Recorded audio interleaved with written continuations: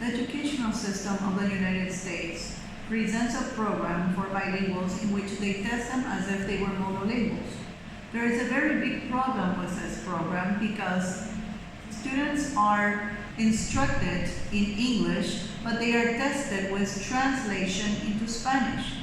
Now this causes confusion with the students, and instead of helping them, it just causes more trouble. So the authors, Ofelia García and her co-workers, offer what we call Fox strategies. Fox strategies has to do with contextualize. It's work from what the students already have and go on from there on. Provide models. They say that the students need to be provided with some models. Give them a skeleton paragraph, give them samples of concluding sentences, and help them to go building their vocabulary on from there on. Keep it simple. Help the students to start from something simple and then go on to something that gets more complicated. Build up predictability and redundancy. Practice with the students with old tests. Have students know the test very well and then move on to new material.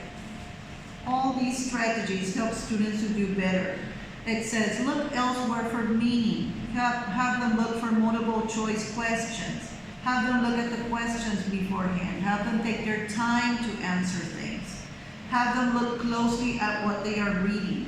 And all these strategies will be helping these students to be able to test better than according to the national system of education from the United States.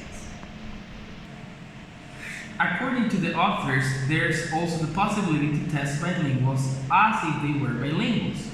According to they present three different methods or modes in which we can test bilinguals. The first one is the translanguaging mode, which is focused on the bilingual competence.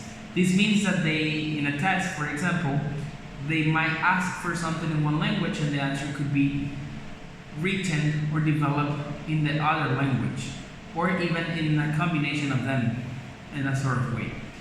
In the second place, we have the bilingual type mode, in which the teacher gives instructions and questions in the child's home or sign languages and asks students to respond solely in the other language.